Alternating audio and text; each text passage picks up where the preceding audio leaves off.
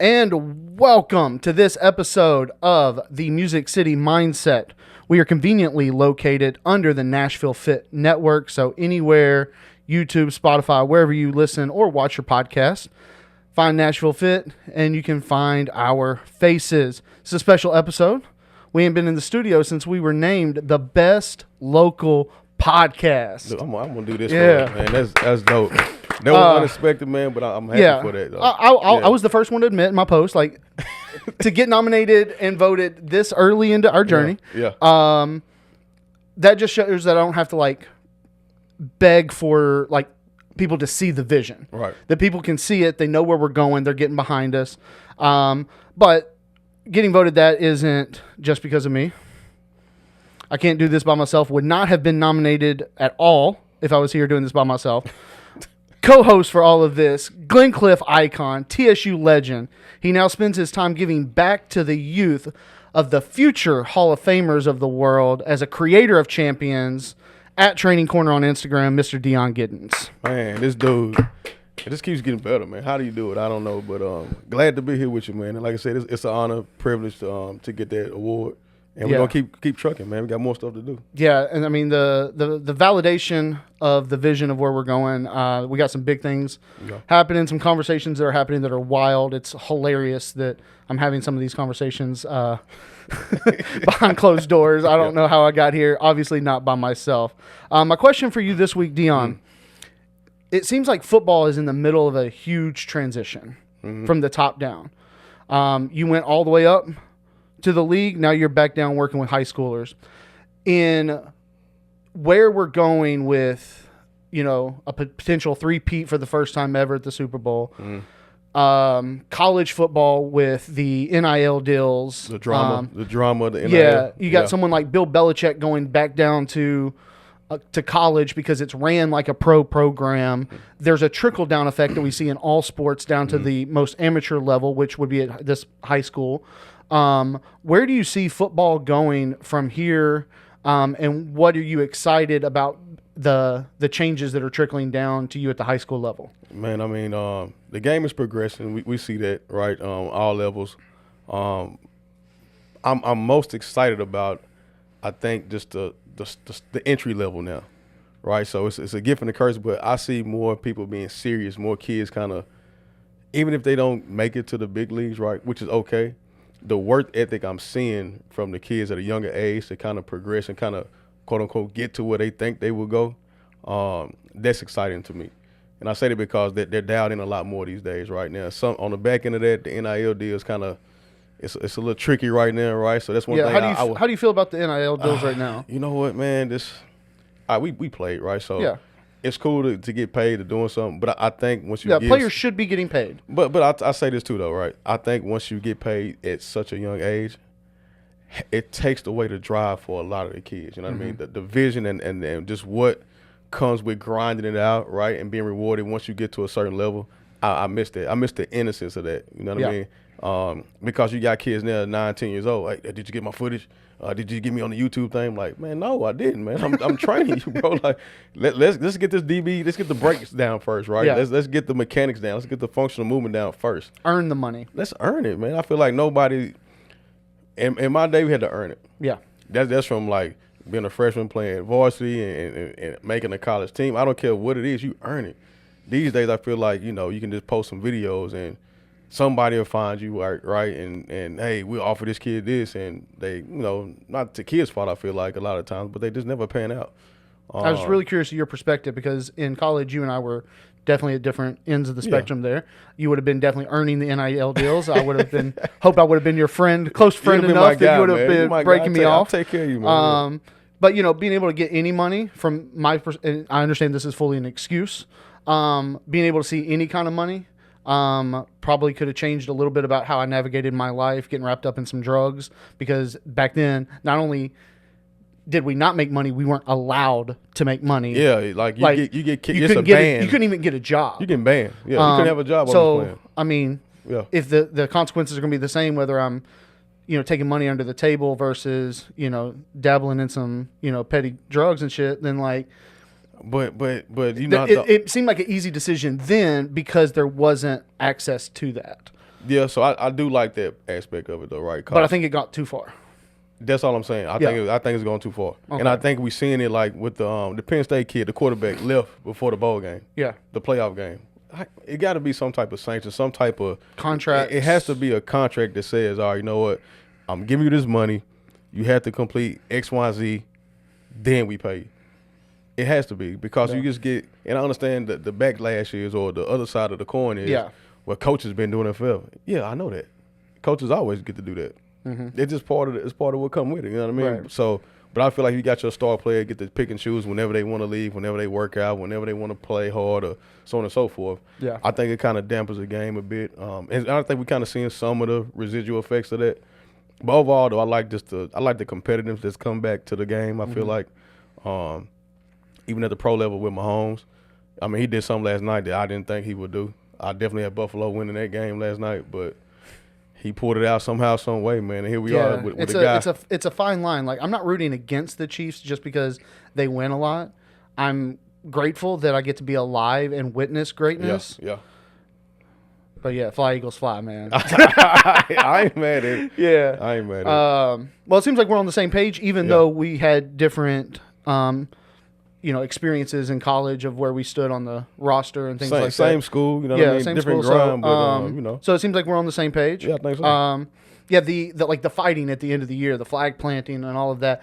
I get like fighting's bad, but like I like to see people give a shit about the name on the front as well. But that's why Ohio the State name on the won back's it. important, but the name on the front has to mean something. They had a clip of the guy, the linebacker, who made that killer play at the end of the Sawyer. Yeah. He wanted to kill everybody because Michigan planted the flag on Ohio State's field, which I'm cool with that. That's like cool with that. What was it that like DN for what was that? The program, that movie, the program, the linebacker. Yeah. I'm cool with it. He's like, kill everyone. I'm with that, though. It has to, I mean, in that game and what we do, he had to have that mentality, though. Yes, it must. Well, it sounds like we're on the same page. Yeah. I'm interested in hearing, not my phone, our guest perspective, diehard college football fan, on the opposite side of the team you were just talking about. So you ready for this? I'm ready. All right. Our guest this week, he's been a great friend to me. And he's an even better father. He has the title of a doctor, senior non-commissioned officer in the Army, founder of Strengthlete Collective and Clash on the Coast. He's worked with Amazon and Tesla. You could credit this man for putting weight class strongman on ESPN. He's a Michigan man through and through. I am happy to introduce TJ Staudacher. Hey, what's up, boys? There we go. What's up, TJ? I love where this conversation started. Michigan guy. Michigan guy. I'm all about that flag plan. Yeah. I've been a season ticket holder for a very long time. We run a very large tailgate up there. I live here. I literally go to every game.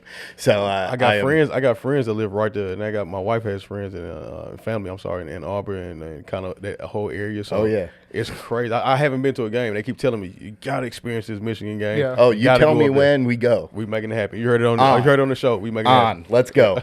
That's we do have an incredible tailgate and an incredible. It's basically family. We've been doing it for a long time together. I am a college football nut. Like I am deep in the conversation that you guys just had. I think it's both interesting and needs to be controlled. When you start talking about NIL and you start talking about the money and you're talking about those things, I have some friends that know things within the Michigan sphere. I know the kind of money that is floating around. A lot of it. And the money. Barstool money. It's a lot of it. I mean, beyond Barstool money, whether you're talking about Michigan or Texas or Ohio State or Notre Dame or those schools, like everybody's talking about this $20 million roster that Ohio State did. Well, there were 6 teams with $20 million rosters this year. And when you actually start looking at that and you look at the dynamic of what that does to a college kid's ego, what that does to a locker room, I think the coaching challenge has completely changed in college. I think when you look at what they have to deal with, man, I don't know. But that's why some of them getting out. They're like, man, I don't want to do it. I got it, man. One of my good friends, man, he's the He was the wide receivers coach for Wake Forest this past year. So he did 2 years. He left Air Force, went to Wake Forest for 2 years, but the coach up and left. He resigned. So he had $25 million left on his contract. 5-year deal. I mean, everything we're talking about is the whole, like, the foundation of one of the greatest collegiate coach of all time stopped coaching. I mean, but they said, though. Is how much harder it's making it on the coach to your he point. said it's crazy. Like, the head coach to come in and kind of navigate that and deal with the egos, deal with, you got guys coming in right now and say, yeah, I know he got this much money. I need that unless I'm out. Like, what? I'm building my whole, like, offense around you, and then you leave. Yeah. And there's nothing you can do about it. Look at Jeremiah Smith right now. Yeah.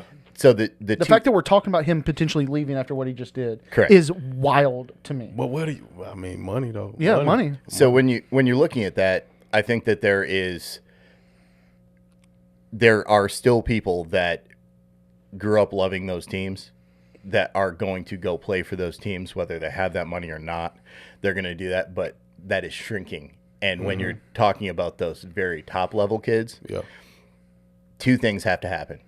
The NCAA has to get some teeth and stop tampering.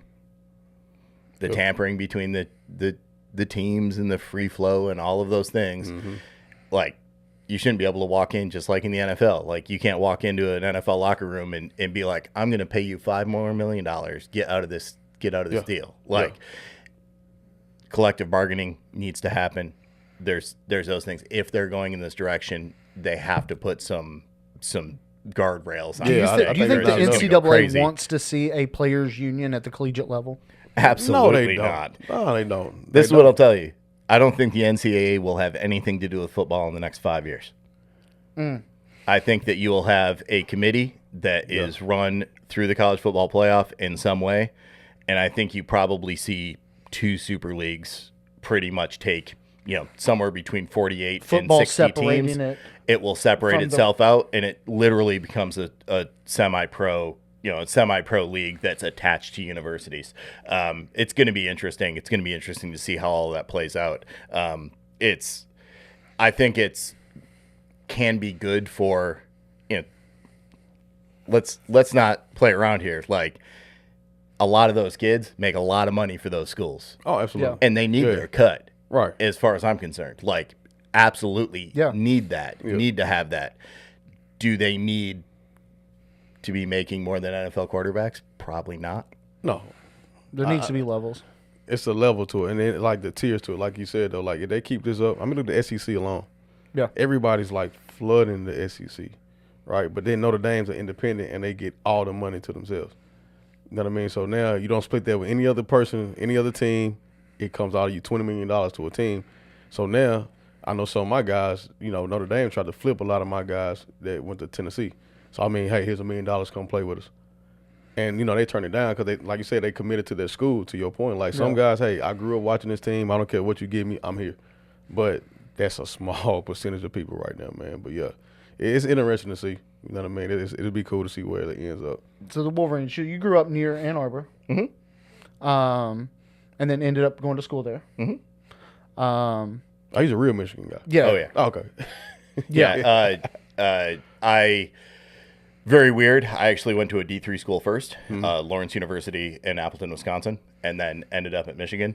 Ended up going in the Army, and that was like a short thing to get some student loans paid back, which I ended up doing for 21 years. Did that for a real long time, and we can touch on that, but finished undergrad degree through Michigan after I actually started my military service. Kind of worked some magic to do some things. Real life Connor Stallions over here. I did. I did my master's in industrial psychology at Cal, and I did my doctorate in quantitative analysis at Penn State. So I have been to a lot of schools. Yeah, you did a lot of schools. I almost would need you to repeat that. I'm going to tell them to, like, spell it backwards and then come to right. So what was your master in? Industrial psychology. So business psych. So you're talking about, the psychology of breaking down things in a business realm to whether it's to build teamwork or build efficiencies or build business itself. Those are the things that it interests me. Honestly, I haven't used it a whole lot. It was something I did on a whim. Yeah. And it just kind of worked out. It fell right at the time. I was trying to get promoted in the Army and continued education doing that. And then I had a very weird end of my career. I actually got pulled in, was a program director for Army marketing. So my last 5.5 years of service, after deploying and doing all of those things, I actually worked out of an office and worked in marketing for the Army. So I applied a lot of market analysis, did a lot of event marketing. We did everything from sporting events to Warped Tour to all kinds of madness. That's wild. Yeah, lots of nights in a hotel. Where did you deploy to? I have been deployed to Iraq and Afghanistan. I've also worked for the United Nations in Asia for 5 years. Been all over the world, done all kinds of fun stuff. That's crazy. Wow. I know. I get my travel game up, man. Yeah, I know. That thing. I've been to 21 countries over the span of my lifetime. Okay. It's an interesting thing. But right? then your doctorate was in. It's in quantitative analysis, and What the fuck does that mean? and basically, yes, that thing. I was thinking that about like I so- know Blake don't say so- it. I know. I'll say it. So basically, the application of what I did since I finished that degree, I've worked for Bain Capital in Boston. Yeah. I've worked for Amazon and I've worked for Tesla. All contract work. It was all lucrative, to say the least. But really what I was doing is I was taking big picture numbers and turning them into actionable things. Most of my time with Amazon was actually working in the FBA fraud side of things. So looking at big, massive numbers and making them digestible for people that do things with those numbers is the best way to put it in a layman's term. So you take something that's all numbers and then dumb it down to figure out how to do something better. Yep, basically. And then Why you worked well with Strongman. exactly. You had to And dumb it. You got a doctorate in how to dumb things down. essentially, with Tesla, I was doing market analyzation for the solar program. So for industrial solar, so like when companies were doing solar switches on their buildings, that kind of thing. I was actually doing analysis on outside companies that they were trying to buy. So we did 135 company acquisitions in 20 months. They basically bought everything in the Southeast. If it's solar and in the Southeast, they have their hands in it in some way. It's interesting. That's big game right there. Yeah. Yeah, that's the big time. I guess my next question is like, how are you also so cool? I don't know. Because like I've sat there and had several drinks with you. Oh yeah. I collect bourbon. Yo, I Yeah, didn't know yeah, that. yeah. So I've had my fair share of consumption at your with you in different various locations. But everything you just listed says that like you should be like awkward to be around and like not cool. Like most people that are on that level of smart, You're not. I mean, you're not wrong. you talk Tesla. Like, were you Sure. in the same room with Elon for some of that? Like, in rooms, no. Okay. In meetings, yes. Like, but rooms, no. Okay. Never been in the room with a man. okay, but like, just like how he is, he seems like a genius of a man, but doesn't look like someone I'm just gonna go like. Have you met my son? Yeah, his son's smarter than me. Yeah, my son is. How old is your son? He's 17.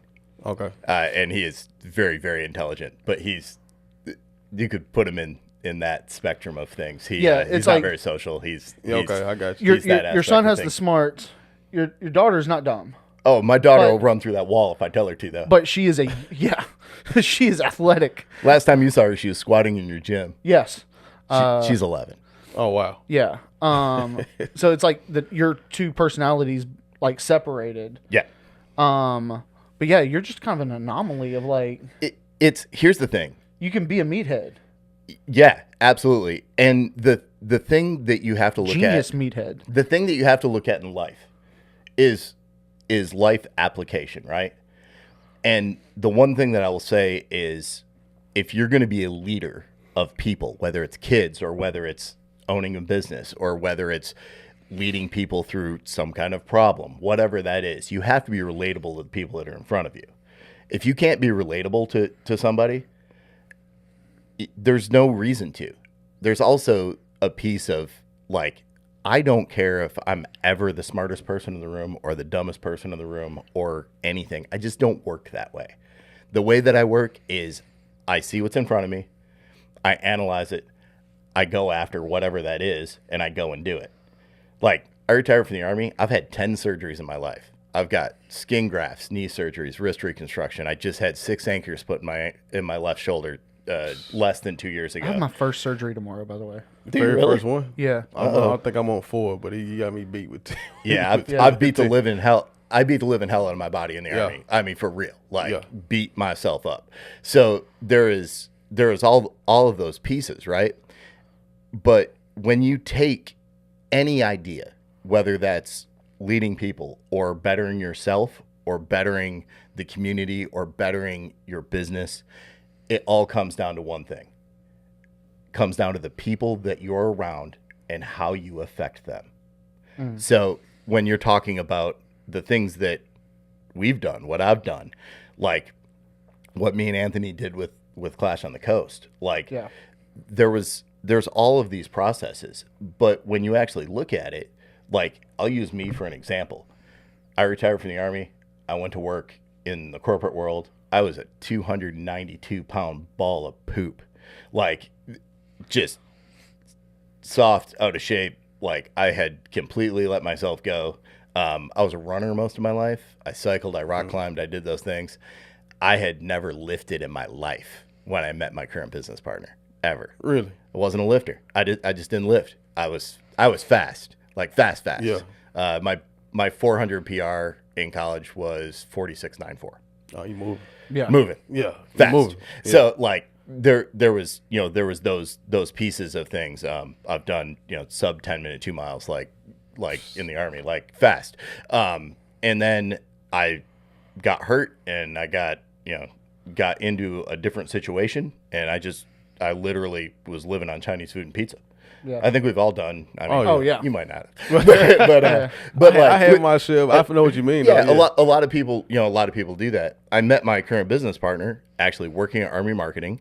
He is a 2-time middleweight world's strongest man. His name's Anthony Furman, and they actually set up a CrossFit team for the Army.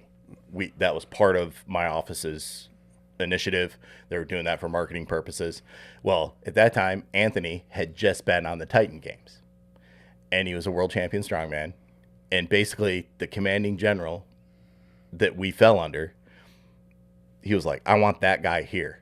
He's going to do what he does." No, Anthony. Okay, all right. We want that guy here. He's going to do what he's going to do, but he's going to do it officially for the Army. And he was a recruiter at the time. So they just snagged him and brought him in, and I literally helped him build a gym. Like we obviously there's government money involved. There's all that stuff. It's a pain in the ass. It is what it is.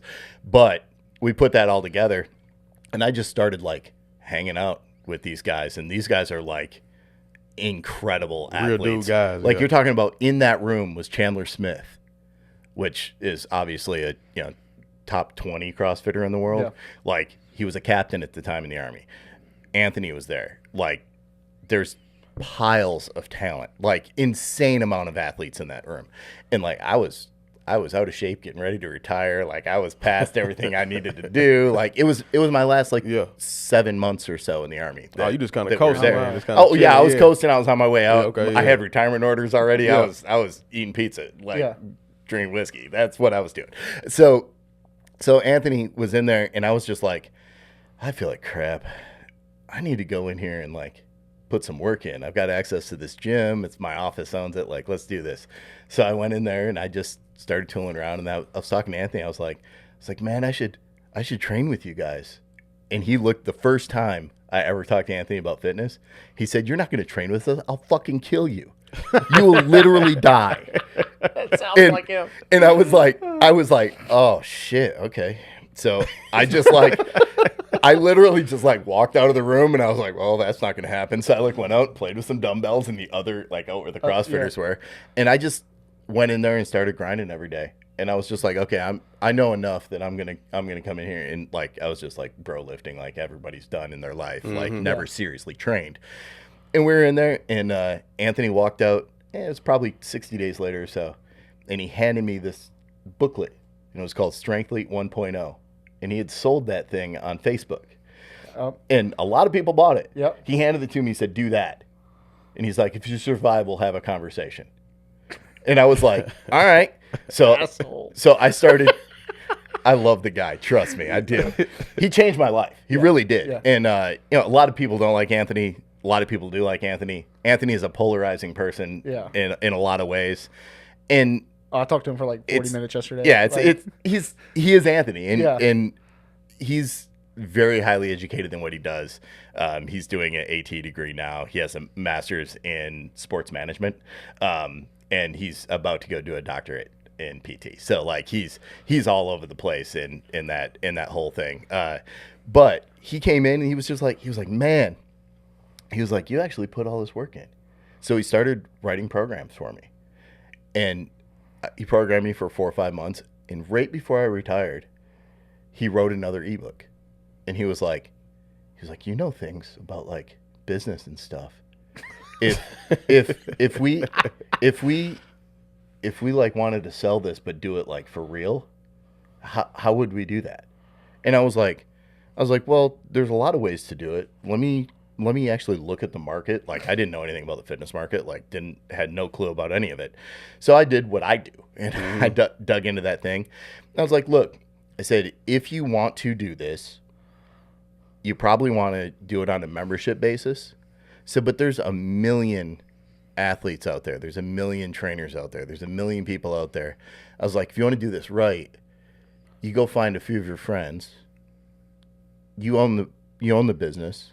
But you revenue share some stuff back out to them, right? And that's kind of how it started. And he was like, well, let me talk to some people and we'll see what happens. Well, he brings me Andy Wong, John Hack, Laws, Kelsey Horton, Bobby. Bobby. Like, was he on the initial? He wasn't on the initial, but like he brought me 20 athletes that had a total following of like 37 million people. And I was like, oh, okay, this is interesting. So the other piece of this is my better half, and why I live here in Nashville is she was already here, owns a marketing firm. She's worked for Dolly and John Legend and done tons of major marketing things. She was the marketing digital VP for Penelope Bourbon until they were bought by MGP. Like she is very, very good at what she does. Her office is in Brentwood. She does that thing. And I was like, okay, we have basically no working capital. How do we do this? And she built it all for me. She was like, we're good. Bless. So she built it, and we went in and we did this whole thing. And, it was wild how fast it went. And it was just like, okay, this is a legitimate thing. And we're going to grow this and build this. And then Anthony got a hair up his ass and wanted to do strongman competitions. I will tell you that strongman competitions are a whole lot of fun. We did them, the first one that we ran, we literally put our first ever show on ESPN. So who can say that? Like nobody. I was gonna say, like, who can say that? No, especially because they like, and what you might not realize. Because I remember, I watched it though. It was interesting to me, right? I never did strongman lifting per se, right? Just kind of like sports performance training, but the strongman is like it's a different ball game. Yeah, and Strongman had been on ESPN before, not live, but not live because they always do it in the summer and then air it in December, which has always been weird to me. But it was always the giants. Yeah, only the men. The 6'4", 400-pound giants that you expect to be lifting heavy, and then when it did air, it was usually like late at night. This was live and like weight class, like people my size, and it was definitely It was wild. It was wild to be a fly on the wall for some of that. Like around what time was it? Like year frame, like a couple years ago. This was our first show was in 2021 in the spring. Okay, so 2021 we did that. And I will tell you that it was a lot of fun. it did a lot of good for strongman weight class. Other organizations had to pay more because we were paying the biggest prize pools that have ever happened. We raised a good amount of money. I will also tell you that Strengthlete Collective funded most of it, and that thing lit money on fire. So literal fires, actually. I don't even want to talk about it. Hold on, what? You burned some money up? What? No. I burnt myself. I went. Side note story. I went backwards over a gas fire pit. Oh, dude. And ended up loading out from the show, driving equipment back to Nashville, going to Vanderbilt, and I had a skin graft on my back 2 days later. Oh my God. that's we're gonna leave that one alone. Yeah, I want to let this stay, but man, that might have been the after party. that might have happened. I might have got a text message requesting to bring that up. So yeah, it's totally good. Totally good. It was definitely that was a good time. But after 2 years of it, I stepped aside. Okay. I was like, this is not what I want to be doing. It took every piece of time, and what it really did was take away from what my vision was for the other company, because we were literally taking money out of one company and floating it into another one. And it became such a grind that the training company, I mean, almost stopped. Like from we had customers, we had those things, but like there was no growth. There was no anything that was happening there. So what I did is got out of that. And I was actually looking at capital investment, some things to grow this business. Did a bunch of research and went, nope. So what I did is I took the money that I had earned from doing the things that I do in my life, especially the last couple of years with Amazon and Tesla, pays very, very well. And I built an app. I didn't build it. I contracted a very great team that still works with us to build an app, and we launched that last summer. And we still do all of the strongman training. We still do all of that aspect. But for the last 2 years, I have been the test dummy with my training partner Sarah, which is a first grade teacher down in Spring Hill. She's 44. I'm 45. Like we're not crazy young people. Right. She had done some like basic training stuff, but nothing crazy. She actually taught classes at an Anytime Fitness for a little while, but she had never seriously lifted either. So what I told Anthony is I want a commercial gym system that can take somebody from body weight, walking in the door, to training like a pro athlete. Mm-hmm. Go and do it. And he was like, okay. And he laid this entire program out, and basically me and Sarah have tested it for the last 2 years. So we are 6 months ahead of anything that we release. And when you're talking about, so I am completely drug free. I eat basically all whole foods. Mm-hmm. I don't supplement a whole lot of stuff. Like I don't do that stuff. I had never put a squat bar on my back until I was 41. I had never deadlifted until that's crazy to me. Until I say that. Until I was 40, and coming out of my last program that we finished, we're in week 3 of this block. So I'm about 5 weeks off of that program. Like squatted 575, pulled 645, bench 385. Unit. And like, I mean, he looks like it though. Yeah. But I didn't. Like, I'll show you pictures afterwards. Yeah. It's wild, man. Like this dude is put together, man. So this system that we put together has, Anthony has put together. I've tested on myself, and now we've had more and more and more and more. So since 2020, we've had 5,300 unique training clients in the company. And I launched the app in the summer, and now we're just starting to target market to the everyday gym person. We still have a lot of our strongman athletes. Mm-hmm. We still have a lot of those people that come in and train with us. And just like everything, when we're talking about people and accessibility, and we're talking about those things, how many people, you train people, how many times do you have people come to you and tell you they can't afford Oh yeah, what you're doing it's part of every day, right? Yeah. Right. Yeah. So in this business perspective, I have two things. I have 220 templated programs that are well built, well tested, that people can come in and do. I also have back end coaches that are basically like you would do True Coach, or you do Train Heroic, or you do those things, but it's built for strength. Like, it's built for strength athletes. It's done in a very finite way for them to have the access to the things that they need.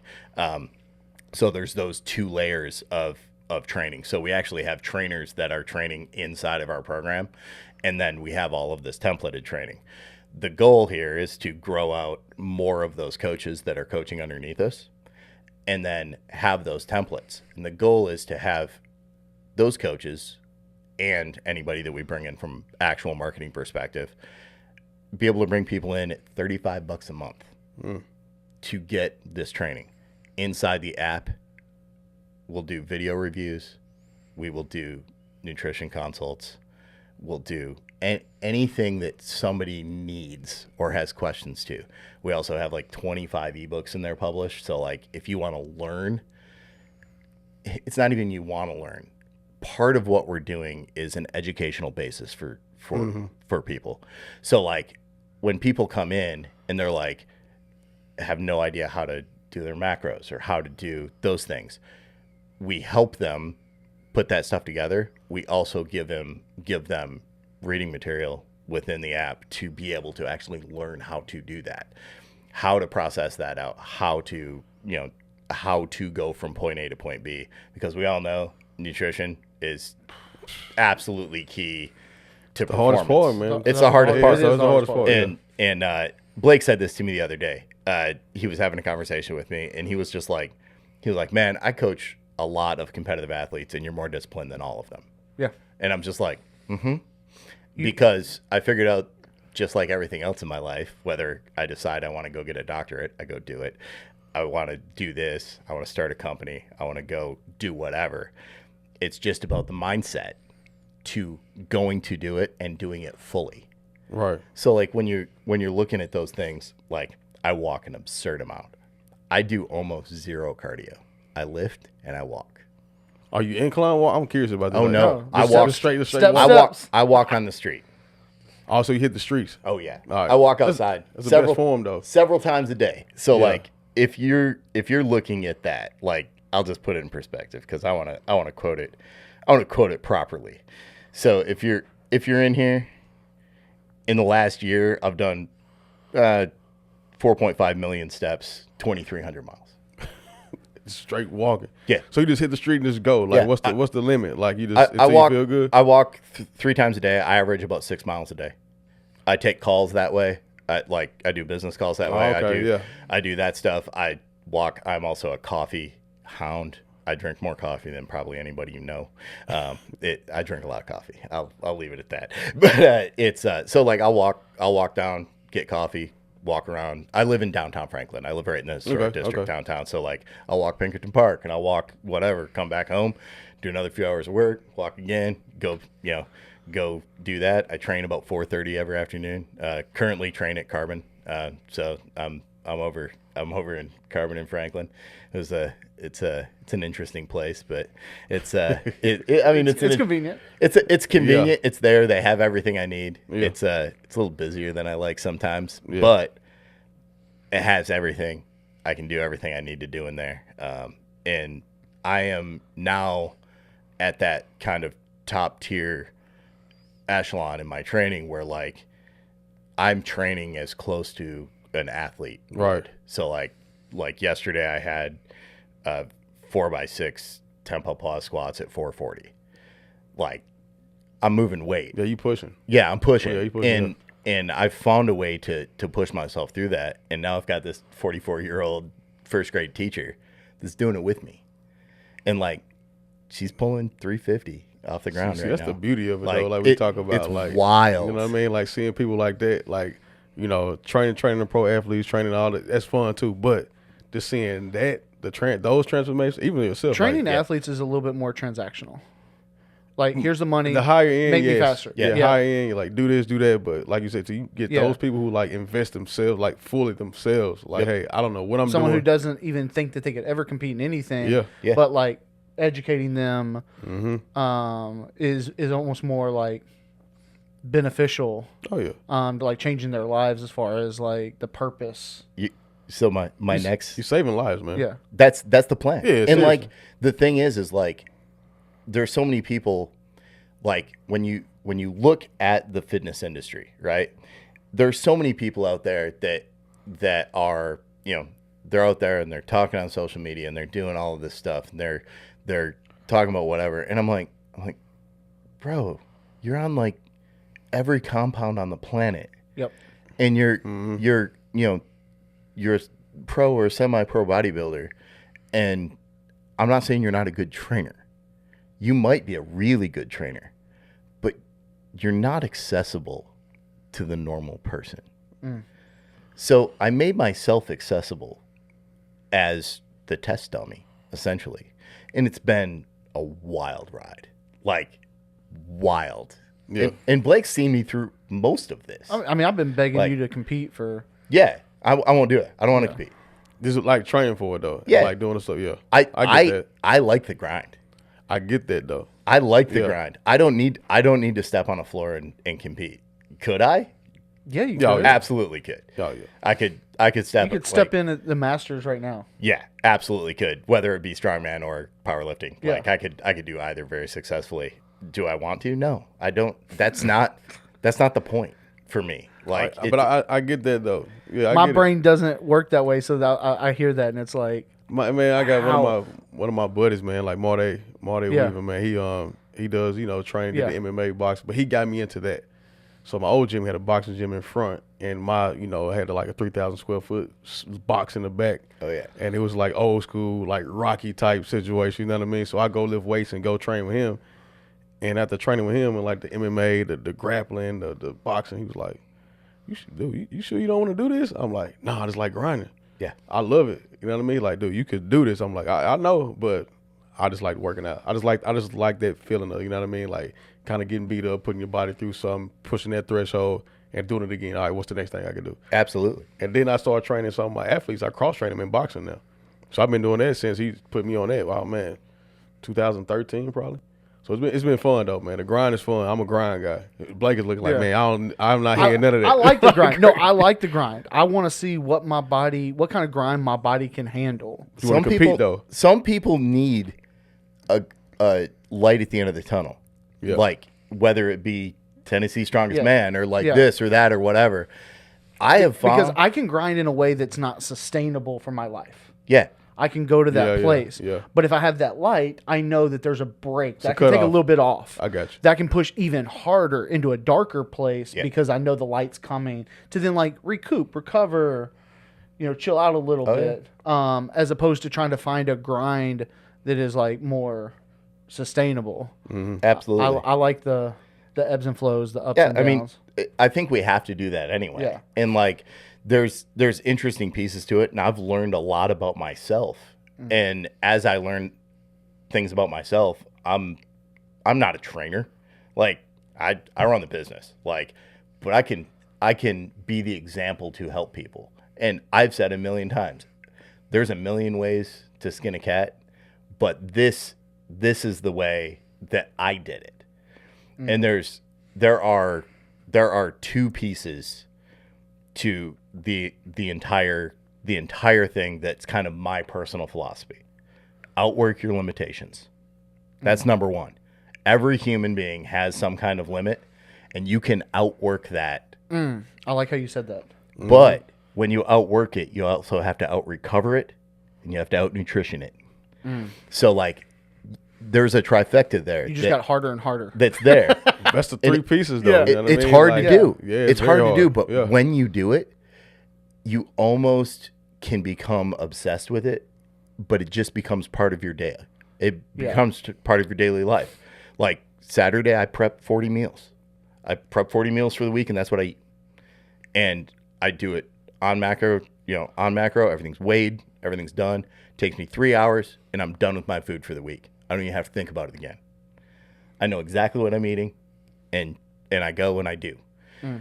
And there's, everybody says, well, you can't, do that all the time. No, I can't. And yes, like right now I'm doing 75 hard. So right now I'm literally doing like the whole deal. And like I did it last year.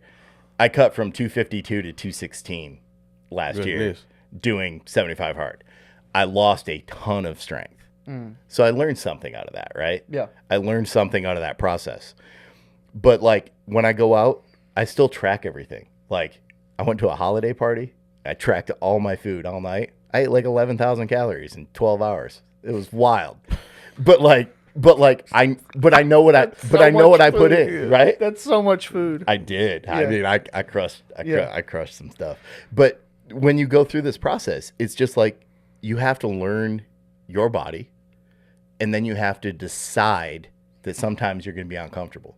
Yeah. And you're going to have to decide that sometimes you can't just go and do whatever you want to do on a whim.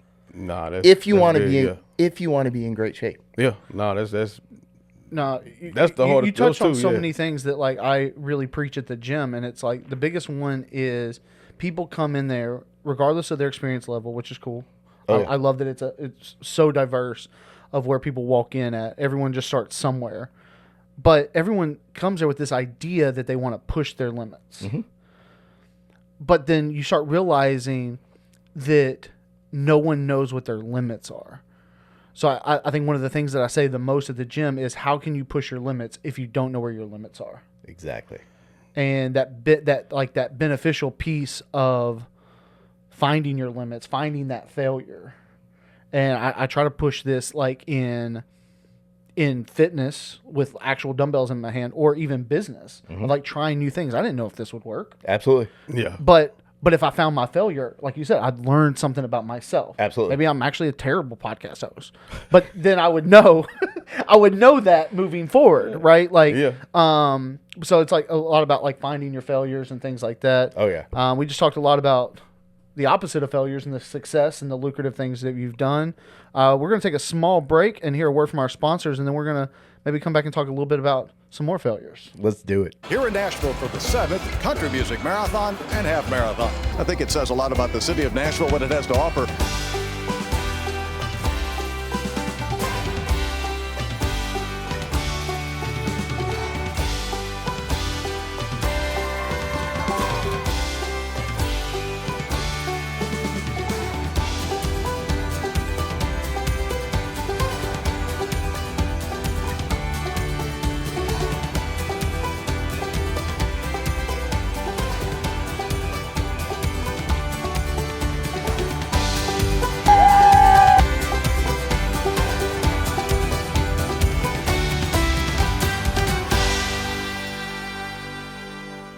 And we are back with my buddy TJ. We're sitting here. I mean, we've gone all across the board. I want to circle back. The whole point of the Music City Mindset is the really trying to highlight the grind. I love hearing about the successes and learning things about you that I didn't know. Part of it, I knew I wanted microphones here from the moment I met you and started talking to you. I was like, I want to talk to this dude deeper, and more people should know more about you. I appreciate it. But knowing the things I know about you in your life, I mean, at this point, the big house is like a second home. Yep. Your kids aren't here. Some investments, things didn't go the way you maybe thought that they would have gone. Absolutely. Why Nashville, and why are you still here? Someone who's been in 24 countries, like why are you here? Because my better half's here, and she bought a historic home in 2009, and it's worth an absolute fortune now. So that's I mean, honestly, like she was here. Her business has been here for a long time. When I retired from the Army, this is where I landed, and I'm very, very happy with this area. I know it's not for everybody, but I love living in downtown Franklin. I absolutely love it. Like it's all walkable. It's all easy. There's tons of restaurants. There's tons of stuff. There's tons of stuff there. And then as you come up into Nashville, like it's hard to get a small town vibe like I get there and be in Nashville in 20 minutes. and having access to all of those things. The other thing is I play in the bourbon world. I've got like 520 bottles open right now. I got a big bourbon collection. It has its own house in my backyard. That's crazy. It has its own house in my backyard. It has straight to. up. It has to. You're gonna start producing yourself in a minute. I've done. I have done 5 barrels myself. Okay, I know you had to dive into that. I've done that. I've also done tons of picks for several stores, mostly for what was previously Brinkman's Wine and Spirits in Brentwood. I was on the pick team for there, so we did a ton of stuff there. That's my other hobby. The hobbies don't play nice together. No. How do you track your bourbon? I track it, but some people do it like certain of carbs versus fat. Like no, so basically, it's empty calories, right? Right. So you're not getting you're just burning calories into your day. So I got to the point where like I was going to all these bourbon events and doing all this stuff. So last year when I ran 75 hard was the first time that I just didn't drink at all. And when I came out of 75 hard, I put limitations on. So like I literally have 3 ounces a week, and I usually do like 20, like I'll do like quarter ounce pours. So like if I go to an event, I'll just do very small pours and those things. And I host in my house a lot. Like I've got a big collection and people come hang out and do whatever. But I am very calculated in how I do that. And I track. No. I mean, I'm calculating everything I do, but not the guy with the what degree is right? Quantitative analytics. That one. So it's definitely an interesting. It's definitely an interesting piece, right? Yeah. So like I do all that stuff, but there is a huge bourbon community here that I'm very tied into. Grant Fry is probably one of my best friends on the planet in the Whiskey City on Instagram. That guy's got several thousand bottles in his collection. Like it's wild. And then Pablo, the owner of Rare Character, just moved here from the West Coast. He's here. He moved here. He moved here. He's actually physically here now. JB's Whiskey House does incredible things for charity. I'm sure that you know about Mr. John Brittle. But those what a guy. Those things are all good and fun. And then I got to know the Penelope Bourbon guys really well, and kind of was on the ground floor of that thing. We have run the Fuck Cancer Project. Yes. For them, this will be the 4th year. We're actually blending on the 6th, which I'm doing 75 hard, so I have to do catch and release for the blend, which will so much fun. Yeah. But we're going up to MGP to do the 4th one, but we raise a lot of money for cancer through that, and that's all based on Brian Ayton, which you also know, Blake. Yeah. His wife passed away, so the first blend that we did was actually for her. We did it, nice. And we raised money for Vanderbilt Cancer with that one, and then it grew from there, and last year we did about 3,800 bottles. This year, I'm not even sure this is public yet, but Penelope's doing 19,000 cases, so it's going to be a full national run, and that's a real deal. We're going to raise a lot of money, and a lot of good cause too, man. Good cause, great cause. And cancer, and Luxco and Luxco and MGP and Mike and Danny and Brian and all of those guys have really pushed the limits on what we're able to do with that, which is a really cool thing to me. Like we get to do that stuff. Brian is my new Strengthlete project, by the way, if you didn't know. I did not know. Yeah, he's 3 weeks in right now, and he's down 20 pounds. So good for him. Yeah, like I've got a meal prepping. Let's go. Brian's a big guy, and we're about to turn Brian into a monster. I can't wait to see the results, man. It's gonna be fun. He's my new project. But it's funny because I told you I like to influence people, lead people, do those things. I've got a monster. We probably average 120 people a week at our tailgate up there, big tailgate. Yeah, we got to go. Yeah, Nicole and Scott do all of the food and those things. Me and Brian do all the liquor. Like we actually have a bartender, like Bill. Oh, this thing is serious. We've got a DJ. It's serious. Yeah, it's serious. Like it's a serious. We take it. Real deal. So what time y'all set up? 5:30 I was a.m. about to say, what's the prep time? Like, y'all getting out there? Because I've been in, like, maybe one real tailgate. Like, They prep the night before, and Nicole and Scott roll in at 5:45. They get into the lot. So it's they set up early, and then we just go. We go until the game, and roll through. The tailgate's got a couple TVs and all kinds of more food than you Is know that what like to do with. 5:45? No matter what. It's 5:45. If it's a night game, we're not allowed to get until 11 a.m. Okay. Where the tailgate. So. But no matter what, you get in as soon as you can. Yep.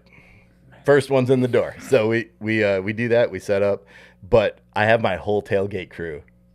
My entire tailgate crew is training in Strengthlete right now. oh, that's cool. Though. All of them. That's cool. So like, and these aren't these aren't athletes. These aren't like one guy's former Marine, but like most of them don't do any of it. So like a lot of them are doing like the body weight stuff and doing that stuff. So like, I mean, but that speaks to like your relatability, because you probably more so than anybody. And one of the things that I like have got from you that I try to emulate from you is that you actually like walk it. yeah, live the example, man. And I mean, you walk your walk, but like you're not also real loud about how you talk your talk. No, you don't have to be. You just like, I post a lot on social media. Yeah. But you will never see me on social media saying, do this, don't do that. Yeah. This is better than that. But the majority of what you post, whatever, aside from coffee or bourbon, yeah, is like steps, pull up gang. absolutely. Like, it's just you doing it. Yep. And I do live it. Yeah. And like that's the thing, and that's been the biggest change. Founding this company, running the business side of it, and then really buying into what was possible. And now we're just scratching the surface on what's possible. We've trained a lot of people. I have 574 active clients right now. We also do, I got to throw a shout out, Catch a Lift Veterans Association. Mm-hmm. We work with their nonprofit. All of their people train under us. We have actually developed 20 programs, everything from TBI to amputees to all kinds of things, all disabled vets. So we basically let them train. Their organization pays for it, but just at cost. We don't make any money off of them, and it's a cool thing. It's also a way that me and Anthony are both veterans, obviously. Yeah. So we're able to give back to that community a little bit too. So like, it's how long were you in the service for? 20 years, 9 months. Man, appreciate the service, man. Yeah. Thanks, man. I appreciate you. Like just hearing you, I can tell you passionate about the giving back part to that, that Absolutely. demographic in particular, though. You know what I mean? Because I think my time in service, and I spent almost my entire career in some kind of leadership position. Very seldom was I ever in like a staff position, sitting doing paperwork stuff. I was with soldiers. I was leading soldiers. I was doing that end of things. And there's a piece to that I think carries over to how I approach life. Because when you're in the service, there is people from every walk of life. There is people, it is a dichotomy of society. And you have to learn how to get through to every single person in a mass way, but also in a unique way. And a lot of people go through a lot of stuff. So you're dealing with all kinds of stuff. I served as a sexual assault response coordinator for a while for a unit, which was one of the hardest things I've ever had to do in my life, honestly. Gotta be. I can't And imagine. like those kind of things, or serving as an equal opportunity rep within the service. Very hard to do. Like there was challenges, but every one of those challenges has taught me exactly what you're talking about. Like how to get through to people, how to interact with people. And then you just lead by example. You have to live it. You can't just talk it. And when you live it and you show it, people will come around. they will. And it's wild. Like I said, I'm not a trainer. I'm not anything, but the effect that I have been able to have on people just showing my process has been incredible. Yeah. And I'll leave you with the second mantra. And this one you're going to like. All right. It's never given, always earned. Yep. Nothing in life is given to you. Nothing. You have to earn it. Especially like normal people like us. Like whether it's money, or whether it's being in shape, or whether it's your relationships, or whether it's anything, it's all earned. Nothing is ever given to you. You have to put your foot in the ground and earn where you're going. Man, don't get no realer than that. No, I mean that speaks volumes on like just how you navigate your life. Everything I've seen you be a part of, there's been a lot of big cameras around ESPN, all that kind of stuff, and you've never really been on this side of things very often. I don't like being on this side of things. I did this because Blake asked me to. I appreciate you coming, though. Man. Yeah. I mean, just hearing it, like, you know what I mean? mean? Like, I think every time you get people like yourself on, man, and like I can, you know, sometimes you can just feel it before you even get the conversation going. I felt it coming in the door. Yeah, Like, this dude, like, I don't know what he's going to say, but I'm pretty sure I need to be tuned into it. But the passion, man, like, I'm big on just feeling it, the passion and the energy off the couch, man. So, and I don't do anything that I'm not passionate about. I got real good at rock climbing at one point in my life. I was there was a point where I cycled. I was on a road bike, like cycling hundreds of miles a week. I'm a little obsessive with the things that I do, and I very rarely half-ass anything. It's So that being said, how it is. Kind of wrapping some of this stuff up, but like, you're such a intriguing person to get to know. Very multifaceted, and the things you do it super, super well. Whether in fitness or just business or just like as a man, I feel like I learn something about like how I could do something a little bit better by being around you.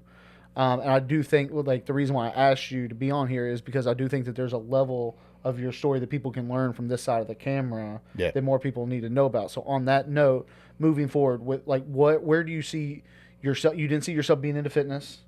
Now you're building a fitness empire with this app. Yep. Where do you see yourself going from here? Where is the future and the vision of Strengthlete? What's next? I don't think that I have, obviously, you know, I do market analysis on a really high level. I think I know where I can take this. Where it goes, the market will tell me where it goes. And I'll keep playing. But like, we have had such great effect, especially on the veterans community and the strongman community and those things. I want to get to the point where we're affecting the everyday person on the same level. And as the success happens, it multiplies. The more people that get on board, it multiplies. And that community grows, and those things grow. We're just scratching the surface. What that target is, it could be a myriad of things. Like if you're looking at it from a business perspective, like, I don't like shouting this out, but like V-Shred, the guys that do V-Shred out in California, like he's a single celebrity trainer. Most people don't know this. They did $367 million this year. What? So much like money. There is a baseball contract. Right. There is so much out there. You don't have to take a huge piece of the pie. You have to be really good with the pie that you get, and the pie will grow. Where that goes, we find out, and we'll find out in there. And I'm just glad to be the example of what's possible. And I'm not going to stop that process.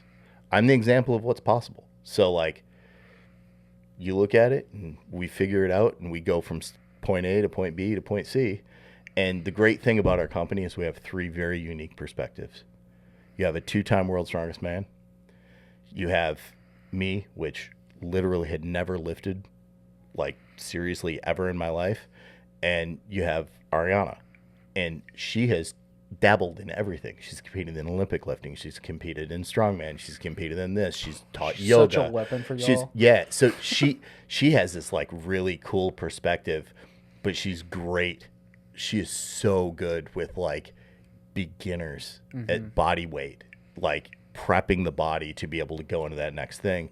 And when you look at our system, you could literally come in doing the beginner body weight a couple days a week, and then it goes, there's 3 phases of 3-day a week. So a 12-week block that's for 3 days. There's 3 phases of 4-day, 3 of 5-day, and now there's multiple advanced phases. And on top of that, there's a conditioning phase built There's a bench specialty, a deadlift specialty, and a squat specialty built. And if you came into our infrastructure and had never worked out before, you can start at that body weight, and you have basically 2 years and 2 months of continuous training.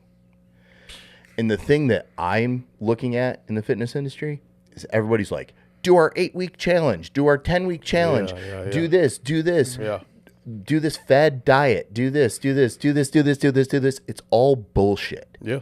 You have to be disciplined, and you have to put the work in, and you have to do it continuously for more than 8 weeks. 8 weeks, 10 weeks. Yeah. to be able to go from point A to point B. And like, people are trying to get fast at everything. We're going to. I've got some ads coming out that you're going to be really interested in, and we'll see there. And they go into this rhetoric of dismantling what the fitness industry has become to better the everyday person. And we won't partner with any other companies. Like, we're not pushing supplements, we're not pushing gear, we're not pushing anything. Consistency. We are pushing consistency and education. The real work. The real work that's going in. And then the other piece of it is Anthony obviously is just finishing an AT degree. He'll have the medical end license this spring. So later this year, we'll be launching a full rehab system where they can actually get telehealth style rehab advice, put custom plans together for people. That will be another layer of the company that's coming very soon. That's really cool. A lot of good stuff on the There works, seems man. to be Yeah. a trend that makes me very excited to be in the fitness industry, of someone who doesn't plan on not being in it for the rest of whenever I'm here. You in it, man. But like, we're talking to Jarrell. There was the realness. He's rebranding with Keep It G to be able to sort through the bullshit of the trainers and the predatory acts. Yep. Everything of what you're talking about, of how you're numbers, stronger in numbers, and dismantling the bullshit. There is a bunch of us. Yes. That are right at the precipice of going in that direction. The problem is, it's not the loud now. It's not bright and sexy. It's not. And loud. No. And I have my secret weapon, because I'm telling you right now, Crin's the baddest marketer on the planet. Yeah. So when we decide we're gonna go, You gone?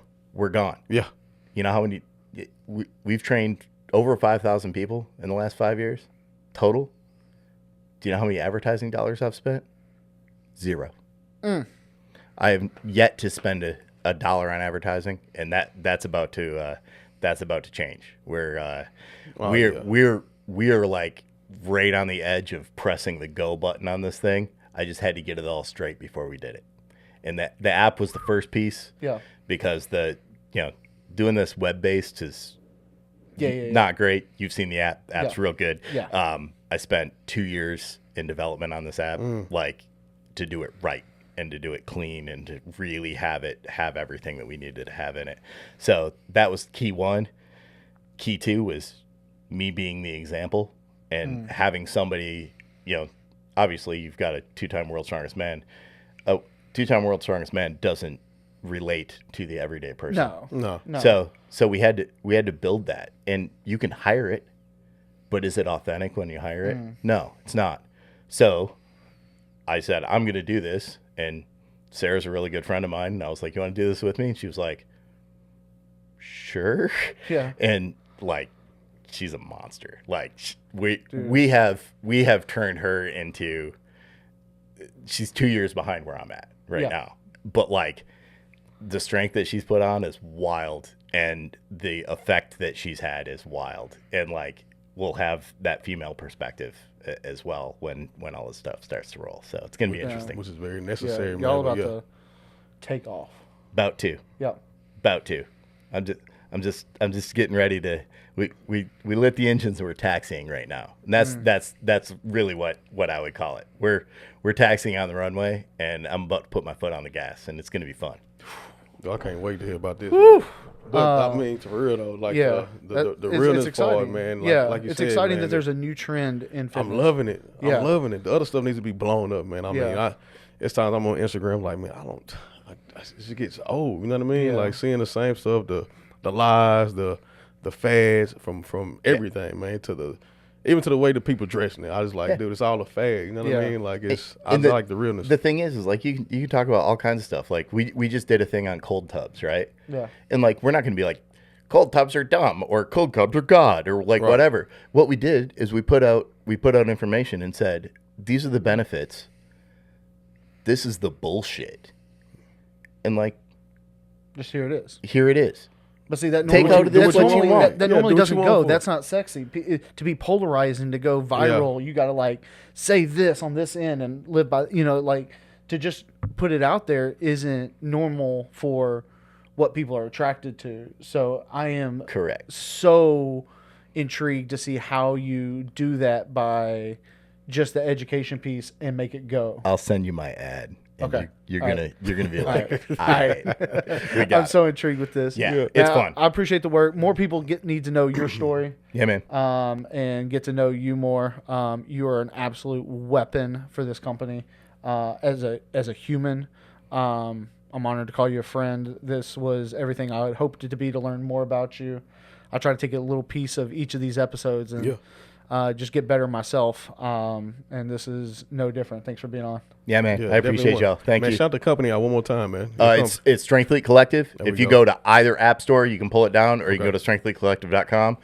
It's $35 a month. Right now, it's actually 20% off for the next couple days.